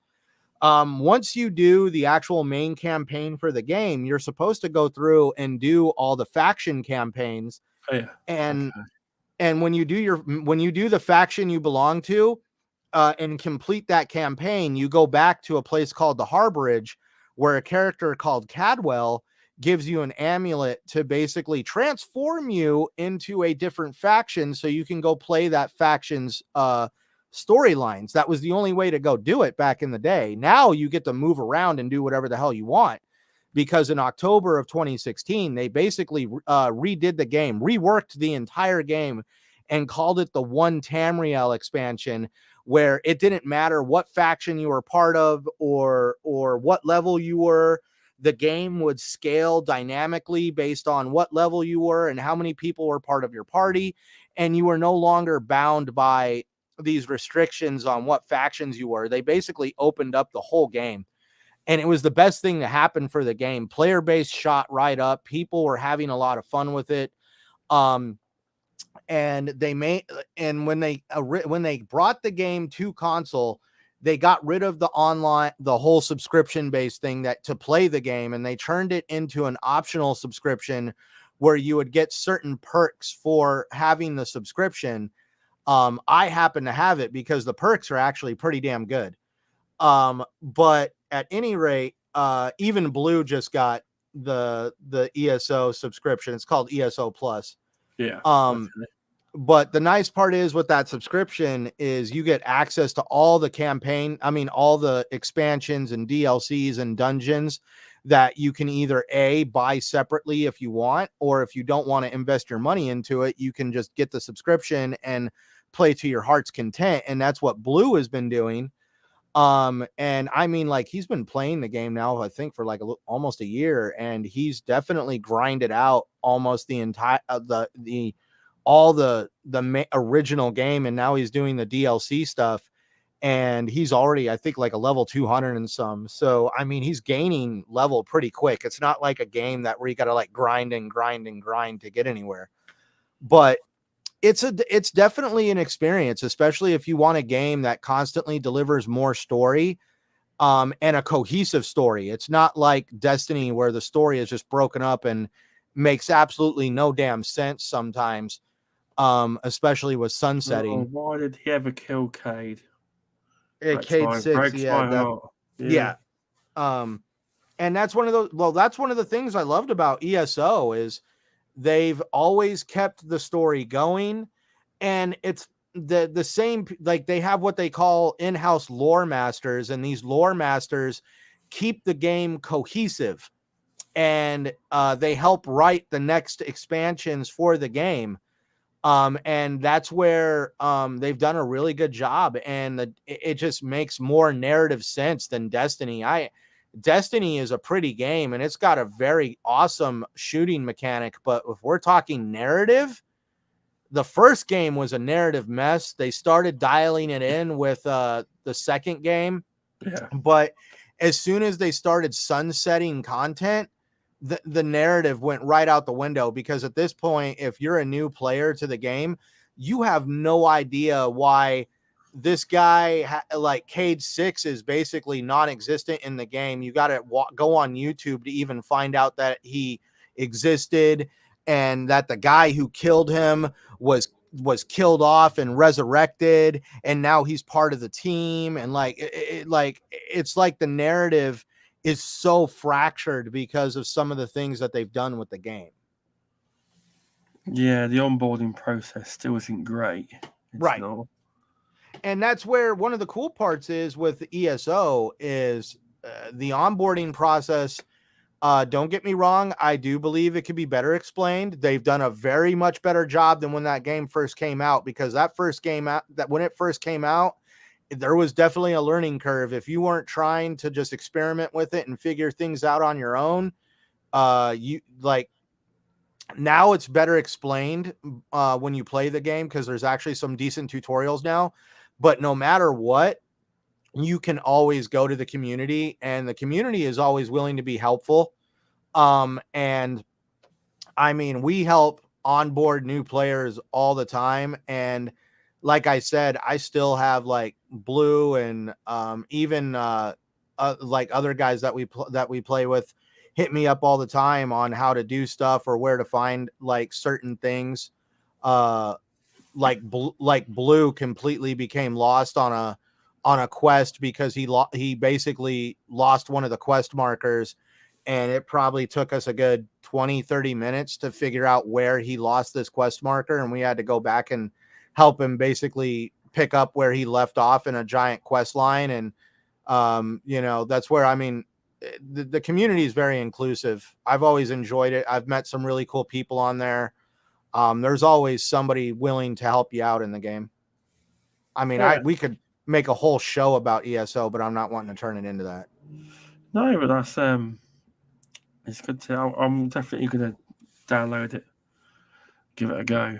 That's one of my things I'm going to do on my channel, because I need to get back to making content. I've told my job I enjoy doing YouTube. The only thing I've had time for is podcasting. I'm going to start doing more content. I'm obviously going to have fun with some of the videos now, but I'm also going to be more toward, like, a couple of the guys I play with asked me, they're like, why don't you make ESO videos? Exactly. I don't know. That'll be your niche. Right. It would be one of my niches at least. Sorry, one of them, yeah. Yeah. Well, shout out to Invader. Thanks. By the way, love the show. You two do a great job. Cheers. And I feel like I ramble a lot. We will be back more frequently, but it's nice. It's the way, like, it's more of a conversation rather than only hitting one point. We go on a tangent and it comes back around again to what the actual point was. It's because some topics where you answer questions, it's like you have to bring up other stuff to make your point, don't you? Which is fair enough. It is. Yeah, and I don't try to ramble or also just go down these rabbit holes. But hey, when you're born with ADD, that happens. But no, it's been a great conversation. That's one of those things, man. Yeah, no, it was a great conversation. I just like to point out that, whether people like it or not, Bethesda is now a Microsoft studio. Everything they did is now under the Microsoft umbrella, which basically makes Elder Scrolls Online a Microsoft IP, and it shouldn't be disregarded because it's not your style of game. Like it's more like, look, if you want me to be absolutely honest, I absolutely cannot stand. I would rather watch paint dry than basically watch two opposing teams throw or bounce a ball up and down a designated rectangle. Soccer, football, basketball. Sorry, like I don't get into sports games, but I know some people that literally love playing sports, playing sports games till their thumbs fall off. But not at any time do I sit there and be like, oh, well, your style of gaming has no place in gaming. It has no place. It needs to be nothing but a press release or no stage time. And that's where I also just feel that, Bethesda, ZeniMax were doing the that's like, no, Xbox did not steal or borrow the concept of the developer direct that took place in January from Nintendo, PlayStation, or anybody else. This developer direct is actually something that has taken place annually for years now with Elder Scrolls Online. ZeniMax would come out every year at the end of January. Go on to YouTube and look it up. I'm not making this crap up.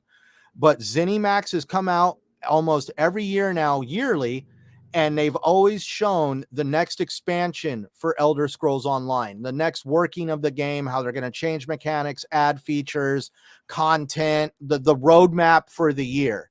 And this has always taken place at the end of January every single year for years now. And all of a sudden it's like, apparently Microsoft invented this concept and somehow Elder Scrolls has invaded it. And I'm like, whoa, back the freaking train up here a second. This is something that Bethesda's been doing for years now. And maybe for once, Xbox finally listened to Pete Hines and the guys over at ZeniMax and were like, okay, you're right. You know, maybe we could do a developer centric show without Twitch content creators gumming everything up. Oh, yeah. And I know. And that's where I was just like, dude, this is something that ZeniMax has been doing for years. And I refuse to accept the idea that because Microsoft bought them, it just gets thrown in the trash. You know, there's more important things now than what you guys got to show. No, no, allow it to grow, but also allow the shows and the developers that have already been doing this for years to continue doing their thing, because like I look forward to the ESO show every single year.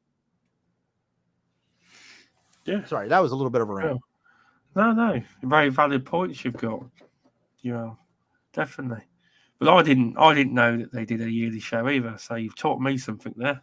Dude, that's a lot of people. That's why I was just like, I completely, that's why when they didn't show anything at the video game awards, I was like, I don't care. If you want me to be honest, my show is going to be at the end of January because I'm ready to see some shit about ESO.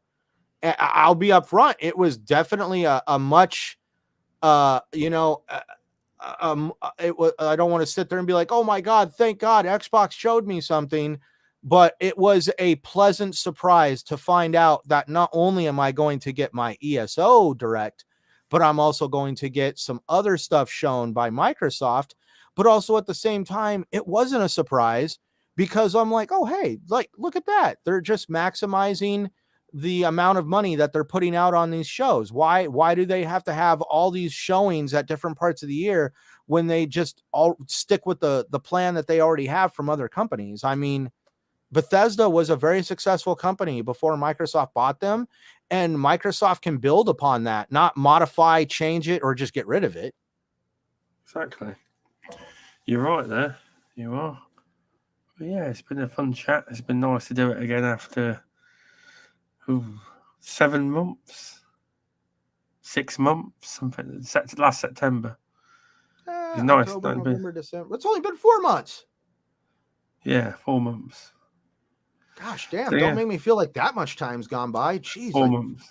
But yeah, it's been fun. It's still the same as it always is. It's just as fun. We will be doing this another 2 weeks. Can you do that? I don't see why not. Let me make sure. Well, let's see. Yeah, 2 weeks. That should be fine. Yeah, we can do that. Let me see. I've got my birthday next week. The following week is good, but the week after that is my wedding anniversary. And my wife has me on lockdown at that Monday for sure. Yeah, no, definitely. Yeah, it's been good to have it back on. It has. It's been a good conversation. We didn't get to everything, but I'm sure we'll get to more next time. We will. And I'll be trying ESO. When I go upstairs, I'm going to download ESO. I'm going to put it on. Well, you just wanting to try out that new internet, and like, you just let me know how long it takes to download. Yes, that's what it is. But I haven't actually got it like in my bedroom. I haven't actually got it through a cable. So through the console, it's not coming out at 500. That's because the console is limited by the Microsoft servers. Yeah. It's still quick. I'm not. Oh no, it's still quick, but I mean, like, it just comes down to how many people are downloading the game at the time, and that creates a lot more drop in your download rate. 150 to 200 ish. Yeah, I was getting 20 before, so come on. Do you know what I mean? Oh, I get that. At least if I give you one word of advice, though, when you come to create, if you ever want to play with me on ESO, you have to craft a character on the North American server, because you can't migrate between the North American and European servers. That's like with Masked Mayhem. He has a character on the European server, so me and him have never been able to play together. So that's going to be the problem, is if you've got friends you want to play with in Europe, that's where you're just going to have to figure out where you're going to want to build your character, or you're going to have to run two different characters, one on each server.